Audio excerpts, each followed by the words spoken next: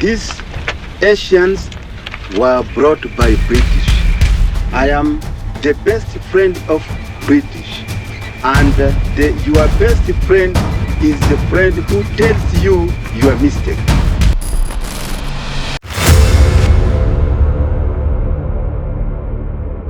It was on the 2nd of February 1971. Since independent, actually Uganda is not yet independent. Ugandans had just experienced what seemed to be the liberation from the shackles of bad leadership. High expectation and promise of a better future was on the lips of this man here. I must make sure that every Ugandan... Who wouldn't believe a man that has promised heaven and earth, that took over power via a coup, to liberate his people but not into prosperity as usual? I took our time to analyze his reign, his beginning, his actions, and the consequences of his actions on the people he governed.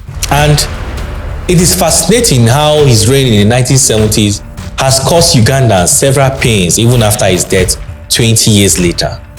Permit me to draw the curtain close and reopen a fresh chapter, taking you 52 years back into the rise and fall of Uganda's most feared dictator, General Amin Dada.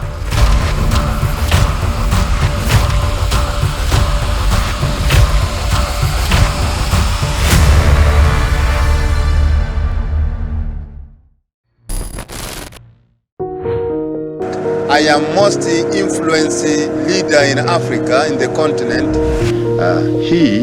We will then consider when to execute him by the firing squad.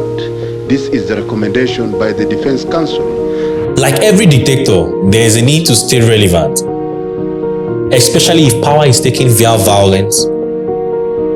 Power intoxicates, and sometimes the excessive use of it can be dangerous to both the bully and the victim. And if care is not taken, it can actually get worse. But just to ask a few questions, were Ugandans liberated during Amin's era? Or was it just an opportunity for a dictator to exercise his ego through massacre and intimidation?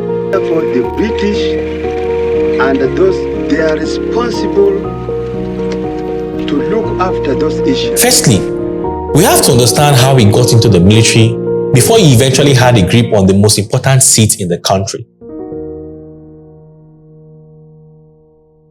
Amin's journey to power began much earlier, and towards the late 1940s, when he first wore the uniform of the King's African Rifles, KARO, which is a prestigious British colonial-era military unit, he quickly made a name for himself, both as a valiant soldier during World War II and as a gifted athlete, earning titles in boxing and swimming.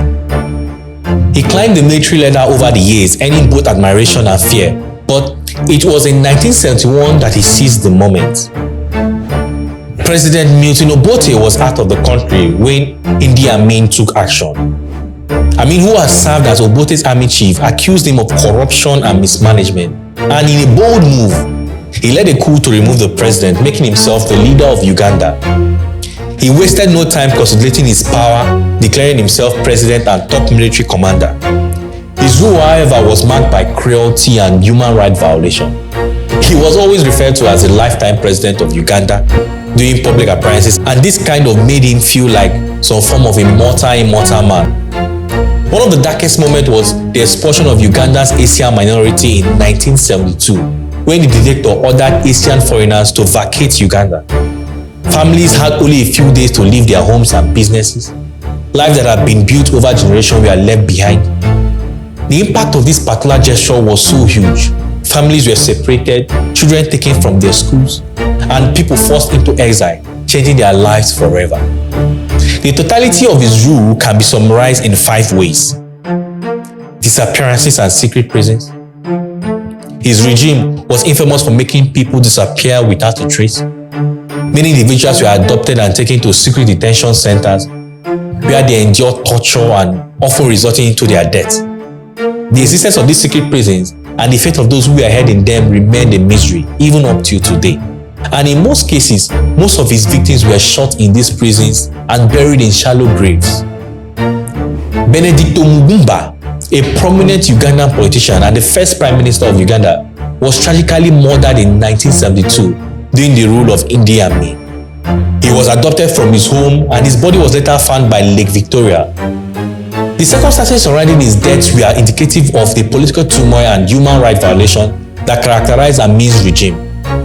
The exact details and those responsible for his murder might vary in different accounts, but his death is widely regarded as a result of the oppressive political climate at that time. Ethnic and tribal divisions. He exploited ethnic and tribal differences in Uganda to maintain control, and majority of the time he surrounded himself with members of the Kagwa ethnic group and appointed them to key positions in the military and government. This nepotism created a sense of exclusion among other ethnic communities, particularly the Bangada, who were the largest ethnic group in Uganda. He purged the military of those he perceived as threats and replaced them with officers from his own ethnic group. Idi Amin is first and foremost a soldier. He runs his country the same way he runs his army. The orders come from the top and absolute obedience is expected from the lower ranks. This not only weakened the Ugandan military, but also deepened divisions within his rank. Loyalty of soldiers was often divided along ethnic lines, leading to a lack of cohesion and discipline. Economic mismanagement. While his rule is often remembered for its violence and human rights abuses, his economic policy also had devastating consequences. The expulsion of Uganda's Asian community and the nationalization of businesses led to economic collapse and shortages of essential goods. Remember, he ordered the expulsion of around 60,000 Asians, giving them only a short period to leave the country. This resulted in the forced abandonment of businesses, properties, and key economic roles, leading to a severe disruption of the economy. One day, he called up Governor Joseph Mubiri of the Central Bank of Uganda as per then. Amin, who was short of cash, which he desperately needed to equip his army, and after Israeli and Britain, who had incidentally helped him take over government in January 1971, had failed him, faced with the threat of war from Tanzania harboring the fallen president Obote, he was furious when they balked at his request for ammunition. The general was not used to being disobeyed. On September 20, 1972, the governor, just after visiting his aging mother in Masaka, was stopped and thrown into the boot of a Peugeot, which was driven to Mallory Barracks. That was the last time he was seen alive.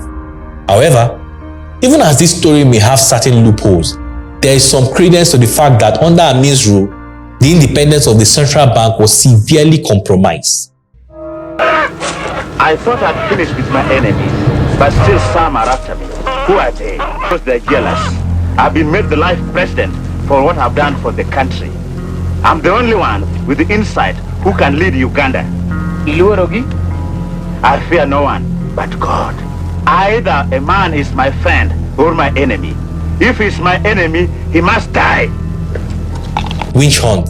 He was known for accusing people, including high-ranking officials, of witchcraft.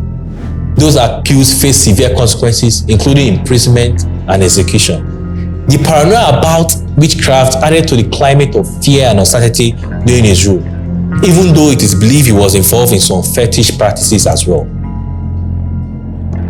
Survivor stories. The survivors of Amin's rule have harrowing stories to tell.